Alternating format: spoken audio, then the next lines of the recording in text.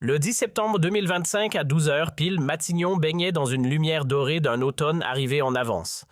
Les objectifs des caméras, comme hypnotisés, fixaient le célèbre perron-théâtre de bien des secousses républicaines.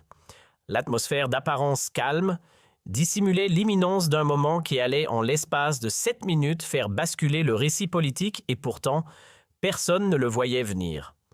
François Bayrou, fidèle à lui-même, arborait ce rictus à mi-chemin entre sagesse et mystère, campé comme une statue vivante au seuil du pouvoir.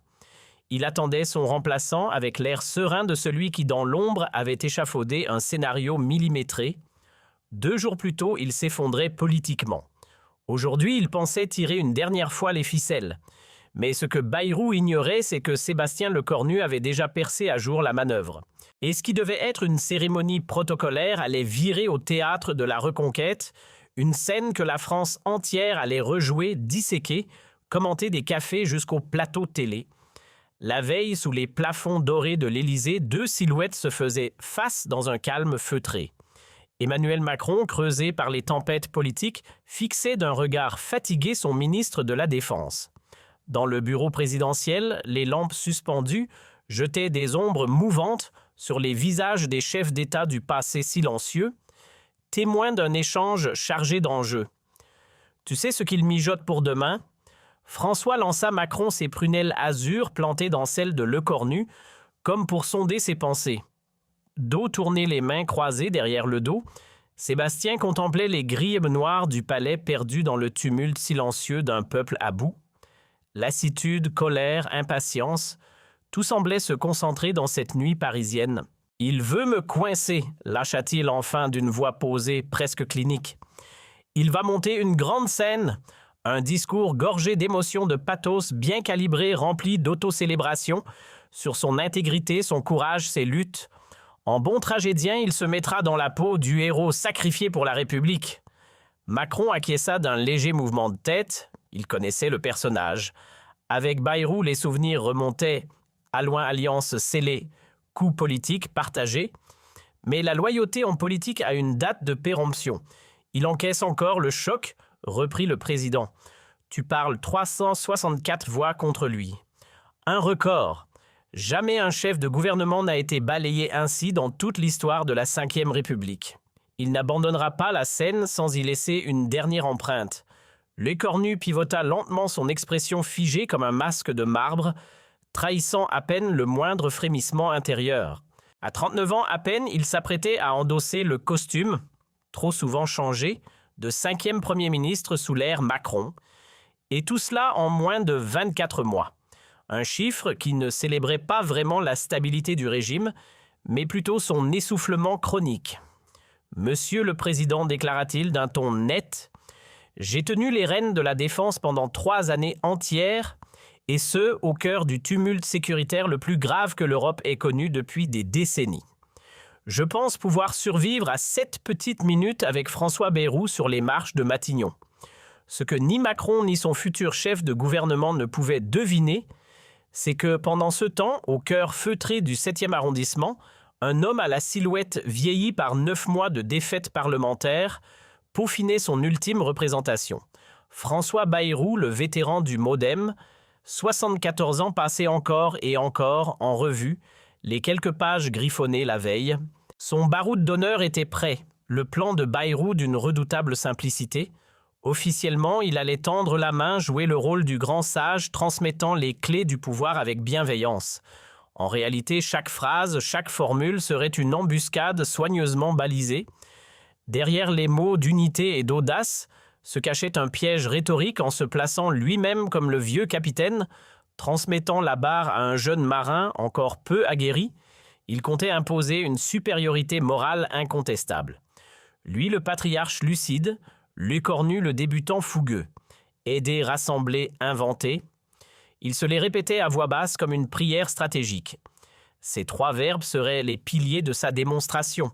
Aider comme pour glisser subtilement que le nouveau venu aurait besoin d'une béquille.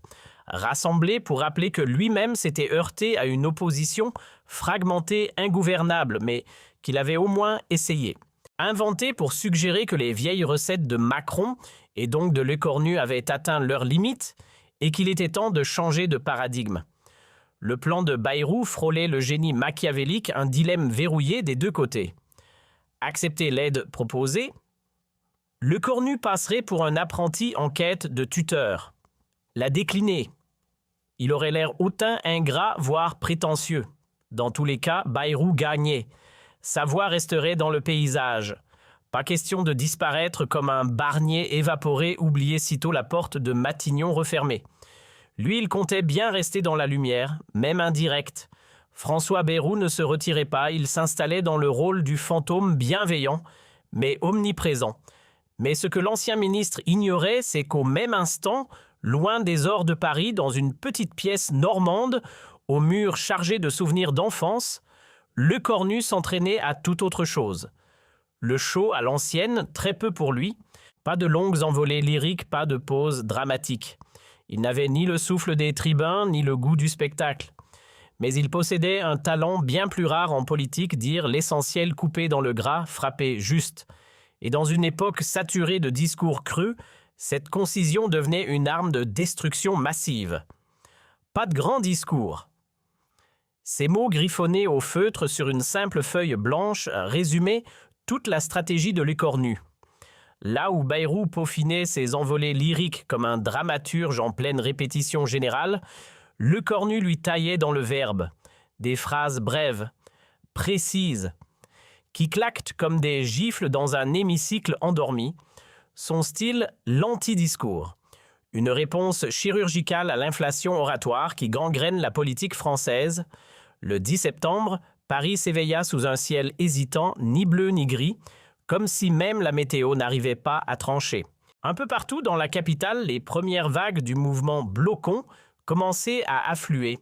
Ce collectif né sur les réseaux sociaux en plein été promettait l'immobilisme total, blocage contre l'austérité, contre Macron, contre tout ce qui ressemblait de près ou de loin à un système.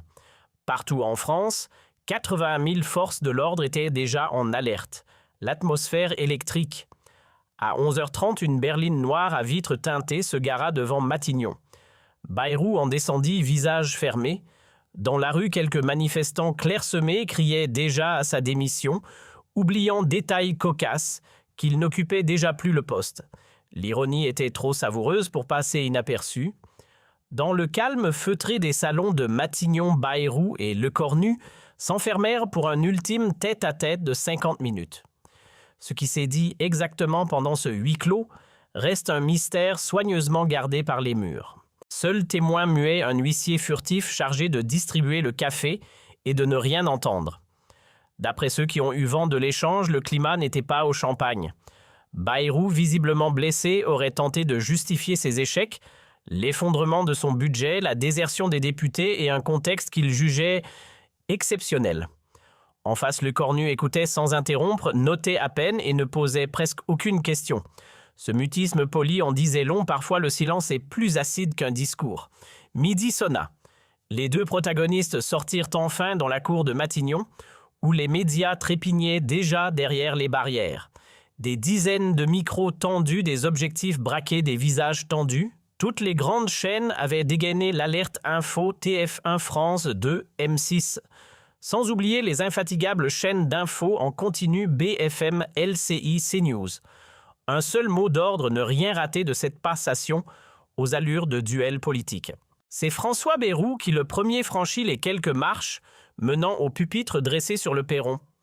Costume anthracite, impeccablement taillé, cravate bleue comme un rappel de sa loyauté passée, il avançait avec ce mélange de gravité contrôlée et de calme fin qu'il avait perfectionné en 5 décennies de carrière politique. Une profonde inspiration, un regard vers la foule, puis un demi-tour lent vers Le Cornu. « Monsieur le Premier ministre, lança-t-il avec emphase, la France traverse une phase critique, exigeante et dangereuse. 3 mots soigneusement calibrés venaient d'ouvrir le bal. Critique, exigeante, dangereuse. Des adjectifs lourds de sens destinés à planter le décor d'un défi presque insurmontable.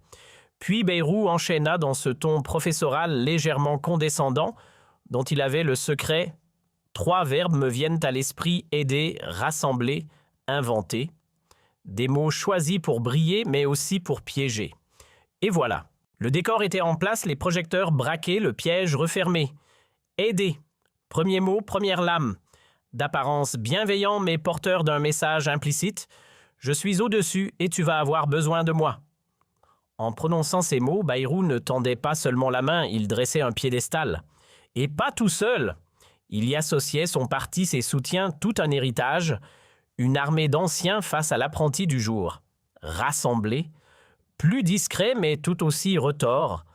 Ce verbe-là évoquait ses propres efforts passés, ses échecs surtout, mais racontés sous un autre angle. Bayrou insinuait subtilement qu'il n'avait pas échoué par manque de compétences, mais parce que personne ne pouvait réussir dans un paysage aussi fracturé, une excuse élégante empaquetée dans la rhétorique, et puis vint inventer, le plus tranchant, le plus politique. On ne peut pas rester un pays qui nie la réalité, lâcha-t-il. Il faut créer du neuf, mais en partant du concret. Traduction. L'actuelle majorité vit dans le déni « moi je suis l'homme du réel ». Et comme l'écornu incarne cette majorité, le message était clair. Sourire compris. C'était tout sauf innocent. Sous des apparences mesurées, Bayrou venait de décocher une flèche en plein cœur du macronisme. Pour lui, Emmanuel Macron et son entourage vivaient déconnectés prisonniers d'un monde fait d'idéaux et de formules abstraites. Eux, c'est dans la théorie. Lui se posait en homme du terrain de la réalité du concret. Pendant près de 4 minutes, il s'est peint en figure stoïque lucide, presque sacrificielle. Malgré l'échec, malgré l'amertume, il affirmait rester disponible pour servir. Et comme tout bon final d'un numéro maîtrisé, il ponctua son intervention par une note d'espoir soigneusement dosée.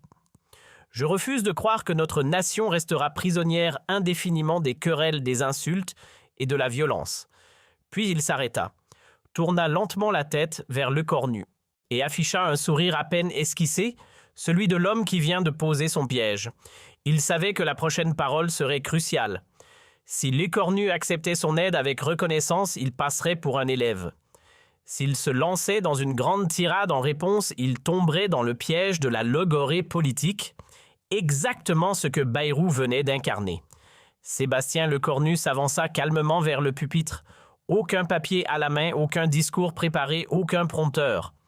Contrairement à Bayrou qui avait déplié ses notes comme on déploie un plan de bataille, lui venait les mains vides. Juste un costume gris impeccablement taillé et ce regard droit fixé qui disait déjà tout, sans qu'il ait besoin d'ouvrir la bouche. Il jeta un premier coup d'œil vers Bayrou, puis vers les caméras, et revint sur Bayrou. 3 secondes de silence, pas une de plus, mais dans l'oreille des journalistes présents, ce court moment résonna comme une suspension hors du temps. Puis la voix de Lecornu fendit l'air net assuré « Monsieur le Premier ministre, Mesdames et Messieurs les ministres, Mesdames, Messieurs » et sans détour, la phrase tomba comme une lame bien affûtée.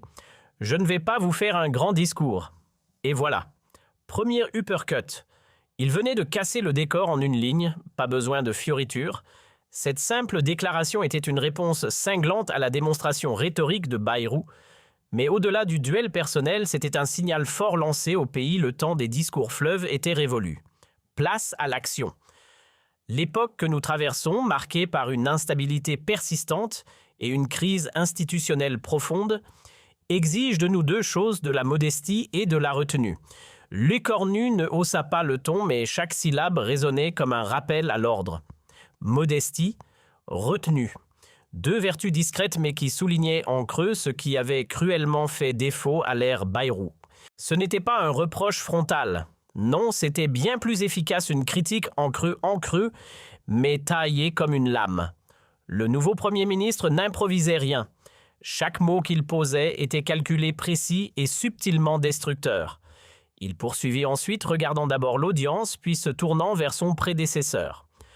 Bien entendu, je remercie le président de la République pour la confiance qu'il m'accorde, puis avec un demi-sourire poli, et je veux également sincèrement vous remercier pour cette offre d'assistance que vous venez de formuler, que je ne décline pas évidemment et pour de bonnes raisons. Mais surtout, je tiens à saluer le courage exceptionnel avec lequel vous avez défendu jusqu'au bout vos convictions si profondément ancrées. Celles du militant et du citoyen, jusqu'à la toute dernière seconde ici à Matignon. Une ovation déguisée, En jugement final, élégant à l'oreille, tranchant à l'analyse. La formule claqua dans la cour de Matignon comme une gifle, mais enveloppée de soie. Sur le papier, c'était un hommage. En creux, une mise à mort. Lecornu venait d'emballer tout le mandat de Bayrou dans un joli ruban. Non pas de résultats, pas de réformes durables, juste du courage. Autrement dit, vous vous êtes battu, c'est vrai, mais vous avez perdu. Poliment, froidement, efficacement. Et ce n'était pas fini. En saluant les convictions profondes de militants, Lecornu glissait son prédécesseur dans la case des passionnés un peu déconnectés de ceux qui défendent des idées avec ferveur mais sans impact concret. Des idéalistes, pas des gestionnaires, une manière douce d'opposer la foi personnelle à l'intérêt collectif. À peine audible pour le grand public mais pour l'élite politique parisienne, c'était un tir chirurgical. Et Bayrou le sentit passer, son sourire se figea très légèrement. Il comprit qu'il ne menait plus le jeu, que celui qu'il avait sous-estimé était en train de le démonter pièce par pièce. Une phrase à la fois. Moi aussi, je crois en une forme de justice, une justice qui finira un jour par rendre à chacun ce qui lui revient, déclara calmement Lecornu. Et je le dis, monsieur le Premier ministre, en tant que votre cadet, le mot était lâché. Cadet. Et avec lui, le sabre symbolique venait de trancher. D'un seul coup, Lecornu redessinait la scène. Bayrou devenait l'aîné, le passé, l'ancien monde. Lui, Lecornu, incarnait le futur, la nouveauté, le renouveau. Mais ce qui rendait ce coup encore plus redoutable, c'est qu'il était emballé dans une courtoisie parfaite, avec un respect d'apparat qui transformait chaque mot en projectile enrobé de velours. Puis il passa à la suite sans pause avec cette assurance tranquille qui fait les grands communicants. Et la deuxième chose que je veux dire aux Français, c'est qu'on va y arriver. Oui, on va y arriver. Pas de fioritures, pas de clauses, pas de si ou de à condition que. Juste 4 mots. On va y arriver. Une promesse brute, droite sans détour. Après des mois de chaos politique, de gouvernements renversés, de textes rejetés, enfin quelqu'un qui ne cherche plus d'excuses, mais qui avance. Je suis convaincu qu'aucune route n'est infranchissable, déclara Lecornu sans hausser le ton, mais en frappant juste. Une phrase courte tranchante comme une lame de rasoir. Il ne répondait pas seulement à Bayrou, il le contredisait frontalement. Là où l'ancien Premier ministre avait passé des mois à détailler les raisons de son échec, les blocages, les incompréhensions parlementaires, le contexte impossible, Lecornu balayait tout d'un revers, les embûches, oui, mais rien d'insurmontable. Et puis, il se produisit ce que tous allaient commenter pendant des jours, ce moment précis où l'air sembla se charger d'électricité. Lecornu se redressa, croisa le regard de Bayrou et lâcha la bombe avec calme. Il va falloir du changement. Sa voix posée au départ gagna en force. Il faudra plus d'imagination, de rigueur technique et une vraie exigence dans la façon d'interagir avec ceux qui ne pensent pas comme nous. Plus d'imagination, plus de technique, plus de sérieux. Un uppercut en 3 temps. Chaque mot pointait une faiblesse du règne Bayrou, sans jamais le dire frontalement. Une démolition à la scie fine. Et ce n'était pas tout. Il va falloir des ruptures. Le mot claqua dans la cour comme un tonnerre bien ciblé. Rupture, pas des ajustements, pas des retouches, des ruptures. Un mot lourd symbolique utilisé par Sarkozy en 2007 pour promettre une révolution. Et Lecornu venait de l'empoigner à son tour sous les yeux du chef déchu. Et ce ne sera pas uniquement une question d'apparence ou de méthode, ajouta Lecornu, sa voix gagnant en densité. Non. Ce qu'il faut, ce sont aussi des ruptures de fond. Voilà. C'était lâché net, sans détour, devant Bayrou resté stoïque mais frappé de plein fouet. Lecornu venait d'annoncer la couleur, il n'allait pas se contenter de changer la forme ou de revoir la stratégie. Il remettait carrément en cause l'essence même de tout ce qui avait été fait jusqu'à présent, par son prédécesseur, par ceux d'avant lui, peut-être même par tout l'héritage macroniste. Le message était clair, table rase. Sur le fond, c'était ni plus ni moins qu'une déclaration d'hostilité à l'égard de toute une génération de politiciens. 2 minutes et 30 secondes, chrono en main. C'est le temps qu'il lui fallut pour faire exploser le cadre soigneusement posé par Bayrou. Pas de confrontation frontale, pas de tirade défensive. Lecornu avait choisi une autre arme, la simplicité brutale des faits. Il n'avait répondu à aucun des sous-entendus du discours précédent. Il avait juste avancé calmement droit devant. Et ce silence stratégique fut son coup de maître. Bayrou restait là, figé, visage de marbre, sourire évaporé. Il venait de comprendre. Le scénario qu'il avait méticuleusement rédigé, celui où il jouerait le sage conseiller de l'ombre, venait d'être réécrit sous ses yeux par un autre auteur. Lecornu n'avait ni accepté son aide, ni rejeté l'offre avec suffisance. Non! Il avait mieux joué, il avait détourné l'intrigue. Là où Bayrou voulait une scène de passation symbolique, Lecornu avait imposé un changement de ton, un changement d'époque. Tout s'acheva avec une poignée de main. Sèche, rapide, millimétrée pour les caméras. Les deux hommes disparurent ensuite dans les couloirs de Matignon, bouclant les ultimes détails bureaucratiques de cette transition déjà historique. Et pendant ce temps, le monde numérique s'enflammait. Twitter, toujours prompt à capter l'instant viral, vit surgir un mot-clé inattendu, « Jesuis rupture Lecornu ». En quelques minutes, c'était devenu le sujet du moment, le symbole d'un basculement, d'un nouveau ton, d'un nouvel homme. Au début, l'élite des analystes politiques resta bouche bée face à la concision du discours de Lecornu. Mais très vite, la machine médiatique s'emballa. Chaque syllabe fut passée au crible comme un vers de Corneille. C'est une masterclass en communication politique qu'il vient de livrer, posta un éditorialiste du Monde sur X. Ce que certains peinent à articuler en 2 heures de monologue, lui l'a posé en 2 minutes 30. Sur BFM, un autre expert appuya là où ça pique. Vous avez noté, il n'a jamais dit « je ». Il a dit « on va y arriver, il va falloir ». Un récit collectif, pas un ego trip. Sur les plateaux des chaînes d'infos continues, c'était la ruée vers le détail. On décortiquait son regard franc, ses mains immobiles, son absence totale de notes, sa stature solide mais sans raideur. Chaque élément semblait conçu pour incarner une autorité sereine, une fermeté tranquille. Mais surtout, il y eut ce mot, celui qui fit froncer les sourcils au vieux routier, rupture sur le fond. Les commentateurs comprirent aussitôt que Lecornu ne parlait pas simplement de changer la méthode. Il changeait la destination. Il ne s'agissait plus d'arriver autrement au même point, il traçait une autre route vers un but totalement différent. Dans les salons feutrés du Parti socialiste rue de Solferino, Olivier Faure suivait la scène sur l'écran plat suspendu au mur. Bras croisés, regard plissé, un sourcil légèrement levé. L'expression d'un homme partagé entre la curiosité et la méfiance. Des ruptures sur le fond, souffla-t-il plus pour lui-même que pour ses collaborateurs. Restait à savoir si cette promesse tenait de la conviction réelle ou d'un simple emballage électoral bien ficelé. À Nanterre, au siège du Rassemblement national, Jordan Bardella, carnet en main, stylo nerveux, prenait note. 30 ans l'œil perçant, il voyait en Lecornu un profil familier, celui du trentenaire ambitieux qui parle de nouvelle ère avec le feu dans la voix. Rupture ou censure? Il n'y aura pas d'entre-deux, déclara-t-il peu après dans une réaction ciselée. Le message était limpide, si Lecornu veut parler de renouveau, il devra le prouver. Pas dans les discours, mais dans les actes. Et pendant ce temps-là, derrière les grandes portes de Matignon, c'était l'heure des adieux. François Bayrou saluait une à une les femmes et les hommes de son équipe. Les visages étaient graves. Certains ministres avaient les yeux rougis, d'autres ruminaient en silence.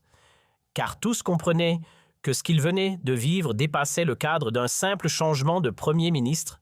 « Il vient de nous piétiner », murmura un conseiller en se penchant vers un collègue. Et dans ce murmure flottait toute l'amertume d'une équipe défaite, en pleine lumière. « Non », corrigea calmement son voisin, un vieux briscard des arcanes du pouvoir.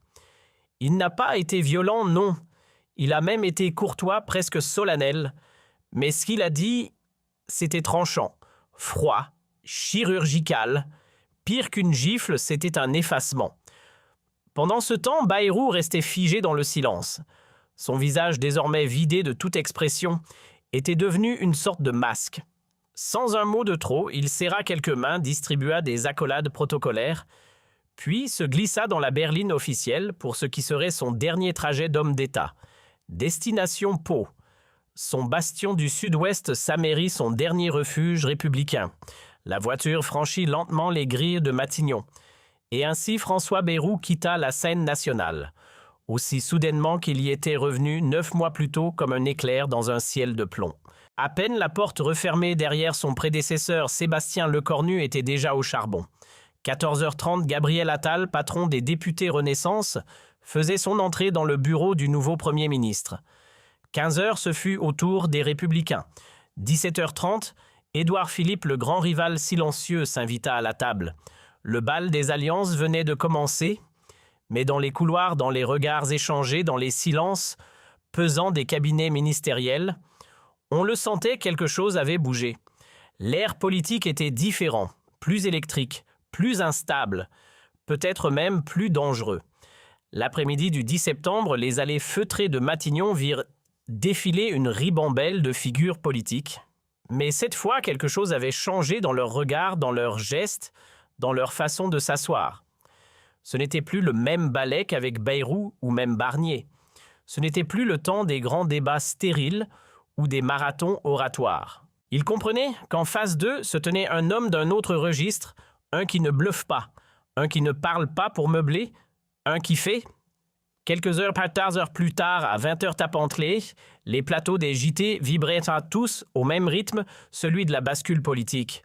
Sur TF1, Gilles Boulot lâcha sobrement « On vient d'assister à un basculement ».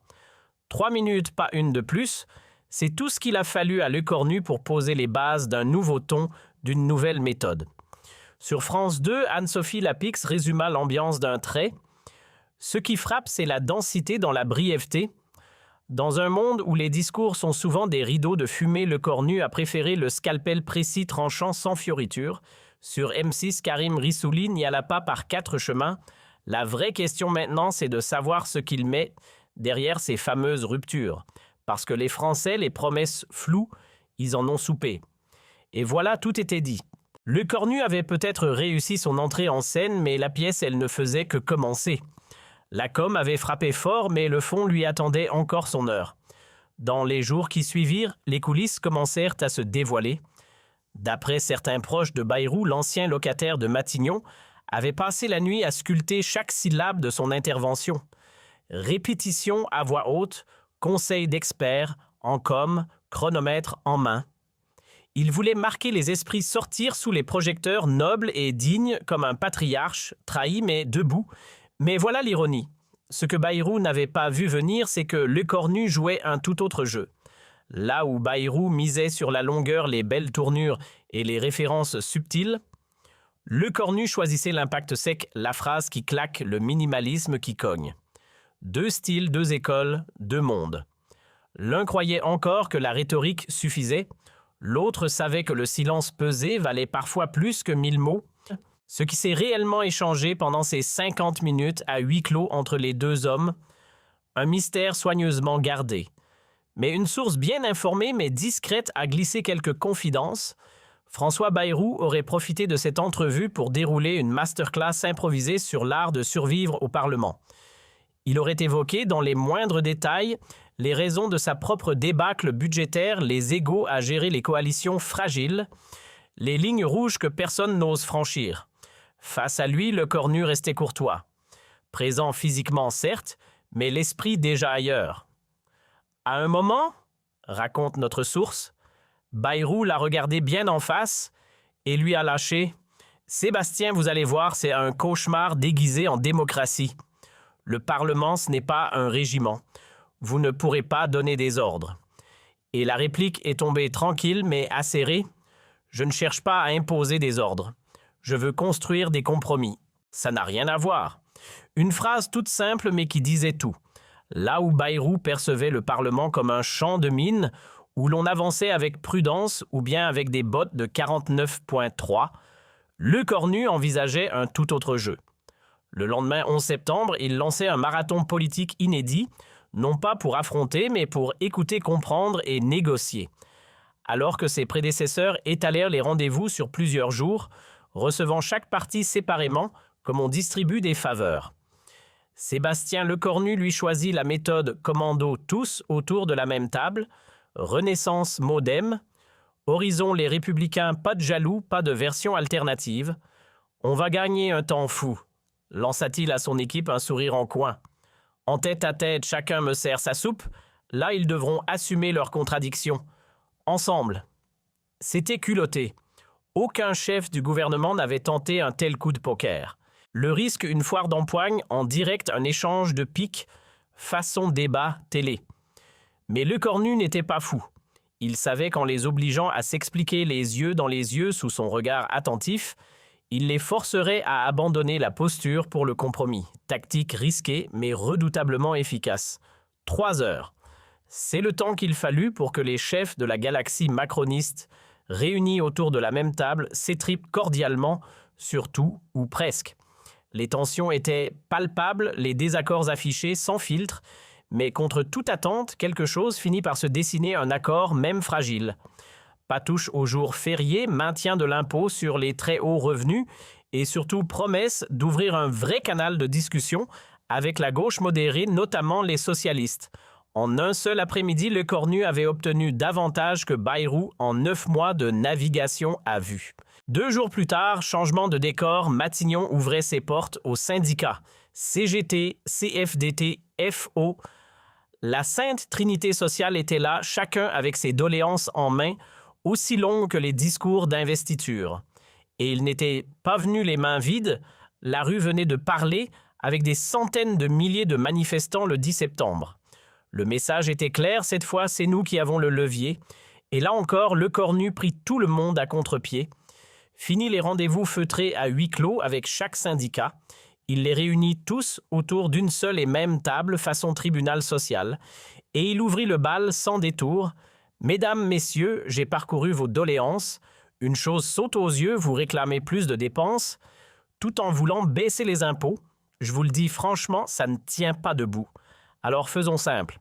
Chacun me donne ses 3 priorités incontournables, pas une de plus.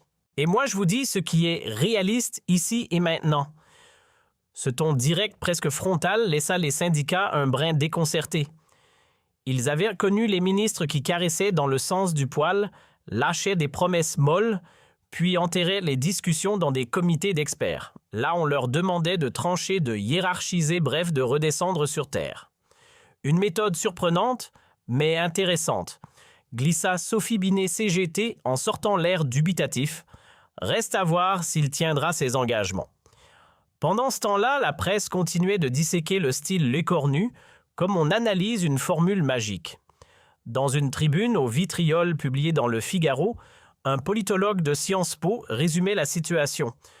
Lecornu a visiblement pigé ce que le reste de la classe politique a oublié depuis longtemps. Pour exister, il faut cesser de parler comme tout le monde. Quand la confiance est en miettes, les grands discours deviennent du bruit de fond. Ce que veulent les Français, ce ne sont plus des promesses bien emballées, mais des actes concrets, visibles, immédiats. Et justement, dans les travées de l'Assemblée nationale, un mot commençait à circuler comme un frisson, l'effet Lecornu. Même Marine Le Pen, d'ordinaire peu avare de critiques, aurait lâché lors d'une réunion à huis clos avec ses députés RN. Ce gars-là, c'est pas un rigolo. Il ne trébuche pas, il ne s'expose pas. Il est insaisissable, donc dangereux. Du côté de Mélenchon, on ne prenait même plus de pincettes. Le leader insoumis dégaina un tweet tranchant « Lecornu ou Bayrou même combat ». Macron change les têtes mais recycle toujours la même soupe néolibérale. Une motion de censure arrive. Mais en coulisses, l'unité n'était pas si solide. Même Manuel Bompard, lieutenant fidèle, aurait soufflé en privé à un proche « Franchement, il donne l'impression de maîtriser son truc. Ce ne sera pas une cible aussi facile que Bayrou. » Tout le monde à gauche comme à droite savait que le vrai crash test, ce serait la loi de finances 2020. C'est là-dessus que Bayrou s'était fracassé. 44 milliards d'euros d'économies annoncées d'un coup, autant dire un coup de massue budgétaire, de quoi faire hurler tous les bancs de l'hémicycle et provoquer sa chute. Le 15 septembre, à peine 5 jours après avoir hérité des clés de Matignon-Lecornu, convoque Fissa la presse. Pas encore de gouvernement formé, ce vide commence à faire jaser, mais avant d'annoncer qui siégera autour de la table, il veut poser les bases par les budgets. La salle presse est pleine à craquer. 200 journalistes agglutinés, micros dressés, caméras clignotantes, l'impatience dans l'air comme de l'électricité. Il entre seul encore une fois. Aucun papier, aucun prompteur. Juste lui et son regard droit. Il s'installe au pupitre, balaie la salle d'un coup d'œil et lâche net. Je commence sur une page blanche. Puis il enchaîne « Le budget existant ». Ce n'est pas un dogme, juste une base de départ. Rien n'est gravé dans le marbre, page blanche. Un mini-séisme. En quelques mots, Lecornu venait de tourner la page Bayrou au sens propre comme au figuré. Mon objectif, c'est un déficit autour de 4,7% du PIB d'ici 2026, précise-t-il ensuite. On est proche du 4,6% visé par M. Bayrou, oui. Mais moi, j'emprunte une autre route.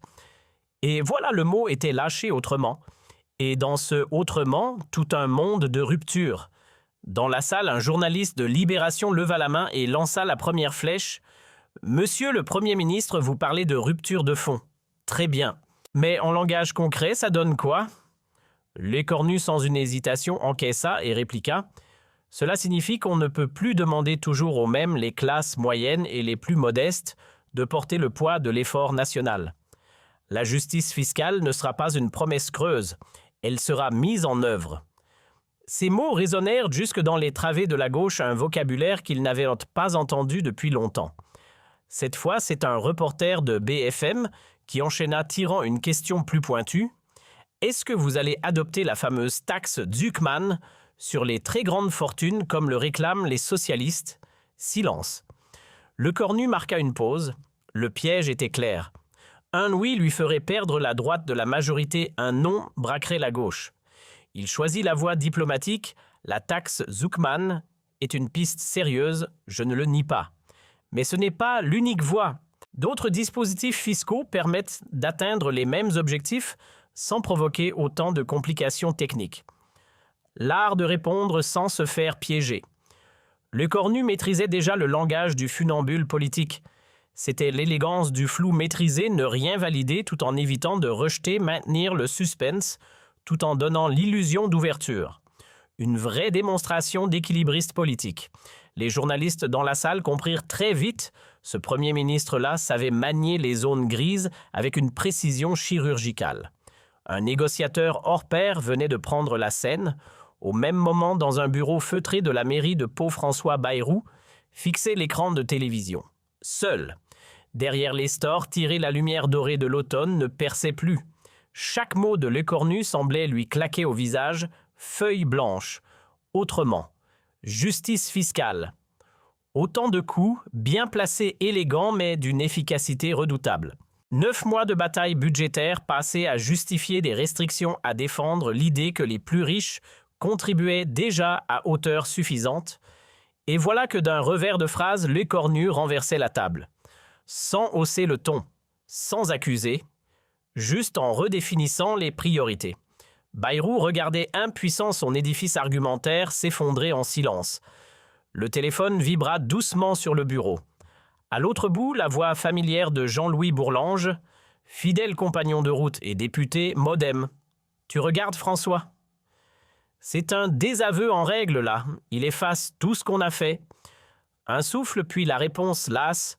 « Oui, je vois bien, il fait ce qu'il faut pour rester debout. » Et nous, notre ligne centriste, notre équilibre? Bourlange poussa un soupir presque fataliste. En politique, ce qui compte, c'est pas les principes, c'est ce qu'on peut faire.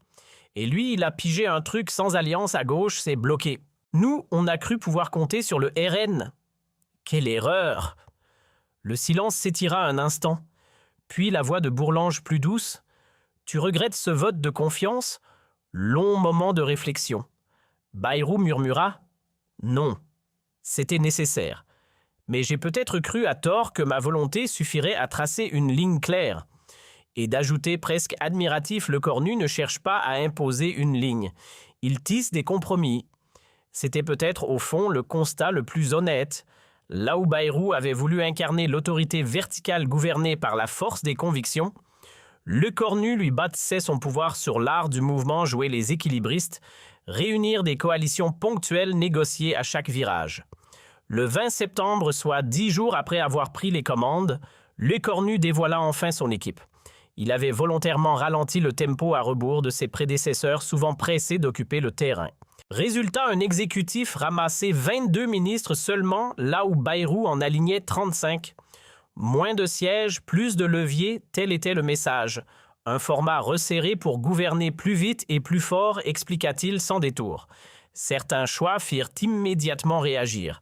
Benjamin Mao, jeune figure montante de Renaissance, hérita des armées prenant la relève de Lecornu lui-même.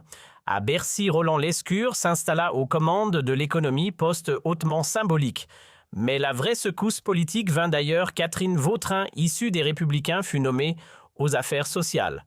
Connue pour ses positions sociales plutôt avancées, elle envoyait un signal limpide vers la gauche. Lecornu ne fermait pas la porte.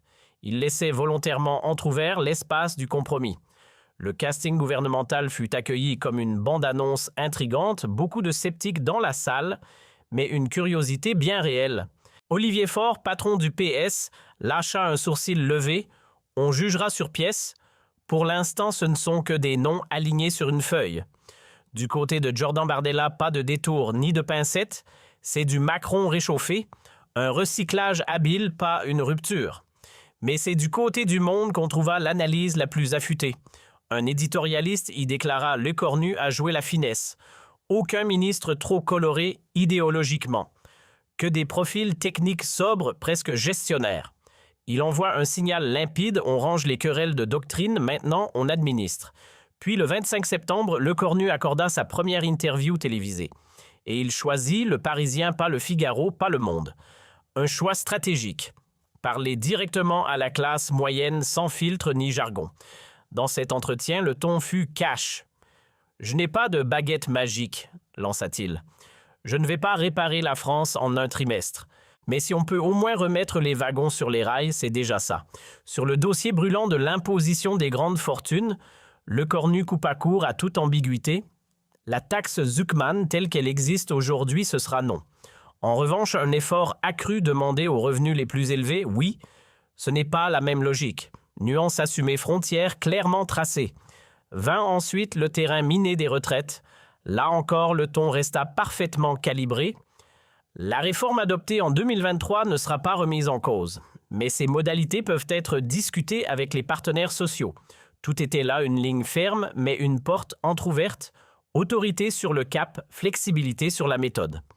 Le même jour, comme un écho venu du passé, François Bayrou s'exprimait à son tour sur France Inter. Et le contraste sautait aux oreilles.